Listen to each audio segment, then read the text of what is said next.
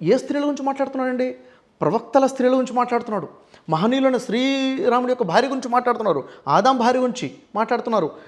సొలొమోన్ ప్రవక్త భార్య గురించి, ఇబ్రాహీం అలైహిస్సలాం ఇద్దరు భార్యల గురించి, ఇంతమంది ప్రవక్తల భార్యని కించపరుచుకుంటూ మాట్లాడుతూ ఏ ఒక్క స్త్రీ కూడా లేదని చెప్తున్నారండి. ఇప్పుడు నేనేమంటానంటే, ఇప్పుడు పాకిస్తాన్తో మన వారు జరిగింది కదా, మరి ఇప్పుడు కమాండర్గా ఉన్నటువంటి ఇద్దరు కూడా స్త్రీమూర్తిలే కదండి. ఇద్దరు స్త్రీమూర్తిలే కదా భారతదేశం తరపు నుంచి పోరాడింది. అంటే స్త్రీలు లేరా? భారతదేశానికి ప్రధానమంత్రిగా స్త్రీలు లేరా? మనం అంతరిక్షానికి వెళ్ళి వచ్చినటువంటి వాళ్ళు స్త్రీలు లేరా? అంటే స్త్రీ లేకపోతే అసలు ఇతను ఎక్కడి నుంచి వచ్చాడు? స్త్రీమూర్తి లేకపోతే ప్రవక్తలైనా ఎక్కడి నుంచి పుట్టారు? ఋషులైనా ఎక్కడి ఎలా పుట్టారు?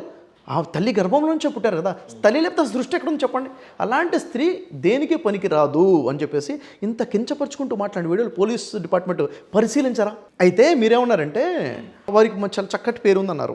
హిందుత్వాన్ని, హిందూ ధర్మాన్ని కించపరిచే విధంగా తను మాట్లాడితే తన మీద ఎఫ్ఐఆర్స్ అనే విషయం మీకు తెలుసా? లేదండి. తెలుసా అండి? జూబ్లీ హిల్స్ పోలీస్ స్టేషన్లో తన మీద 1 year ముందు ఎఫ్ఐఆర్ ఉంది. సైబర్ క్రైమ్లో తన మీద ఎఫ్ఐఆర్స్ అనే విషయం మీకు తెలుసా? ఎలాంటి ఎఫ్ఐఆర్స్ ఇవన్నీ? శ్రీరాముల వారిని, లక్ష్మణుని, సీతాదేవిని కించపరిచే విధంగా తను కామెంట్ చేస్తే దాని మీద ఎఫ్ఐఆర్స్ అయ్యాయి. ఇది పోలీస్ డిపార్ట్మెంట్కి తెలుసు కదా, మీకు తెలియకపోవచ్చు, నాకు తెలియకపోవచ్చు. ఇప్పుడు దీని గురించి మీకు చిన్న వీడియో ప్లే చేసి చూపిస్తాను. చికోటి ప్రవీణ్ గారు తెలుసు కదా, ధర్మరక్షణ